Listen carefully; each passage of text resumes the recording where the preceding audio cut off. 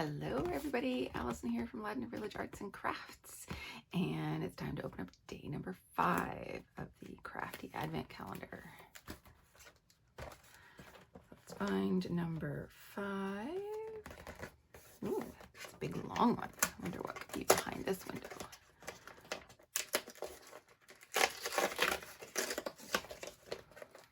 Looks like it could be an embossing folder.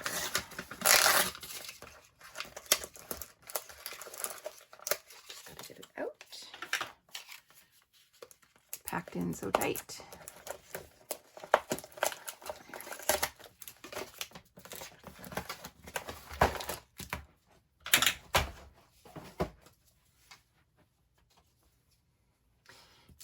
All right, so it's a long embossing folder with a dot pattern on it. So let's bring in my Big Shot and some scrap cardstock, and we'll take a look at the pattern and options for how to use it. All right, I've just got a piece of scrap cardstock here. I think this is, I usually cut them down to like 4 1/4 by 5.5 when I have an 8.5 by 11 sheet. So this perfectly fits that 5.5 width. And then not sure of the sandwich with my magnetic plate, so let's just try it without any top plate. See how we do. Yeah, look at that.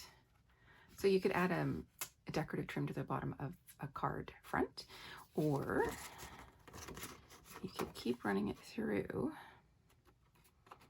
and then you would get an all-over pattern. Now it does line up. I wonder if, just trying to see, so the dots were lining up when I did it in the same orientation. Yeah, they pretty much line up. It'd be kind of fun if we could offset them, which, let's try. I'm just trying to offset. I'm looking through the folder to see the dots of the previous row, to see if I can offset them a little bit. And of course, doing that, I moved it. Let's see if I can line it up again and give it a bit of an offset pattern.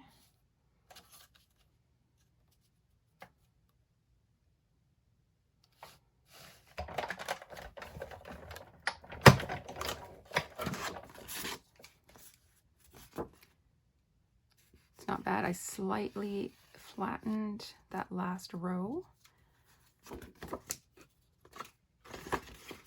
But I think if you were doing this for card, it wouldn't really matter because you would be putting things on top of this anyways.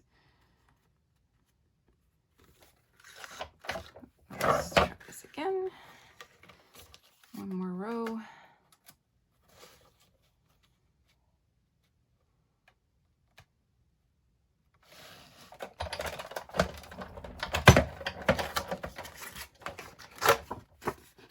And now I've got a whole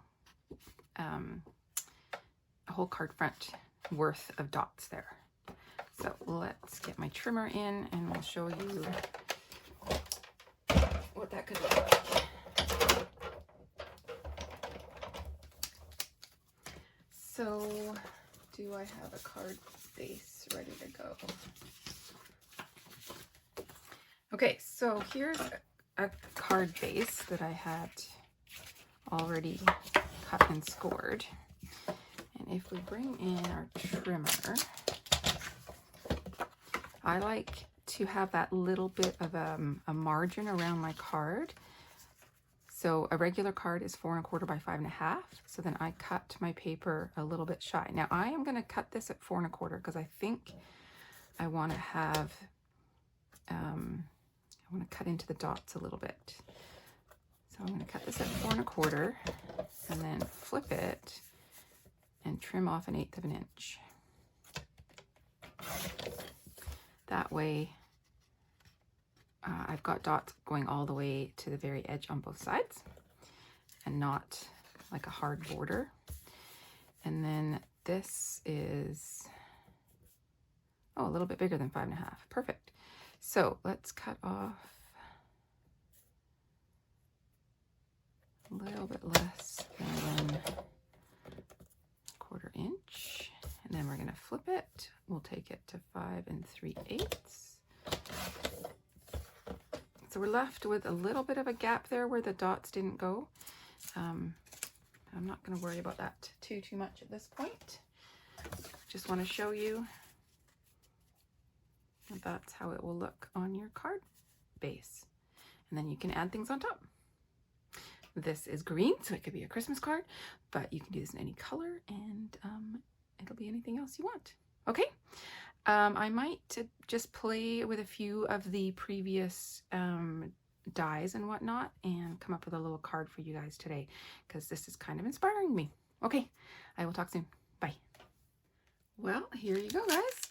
So I took that embossed background that we made, and then I used the die from, what is this, day 3, and made a little decorative strip. I used the word dies that we opened yesterday, just for a very simple sentiment. I used the stamp from day 2 and did my little watercolor technique again and fussy cut it, and then it's actually stamped underneath in black, and then I just stamped it again, watercolored it, and detail cut it out, popped it up. And then I wanted to have a little, you know, something extra, and I was looking around on my desk. I had these puffy stickers from the Heart and Home collection from Cocoa Vanilla.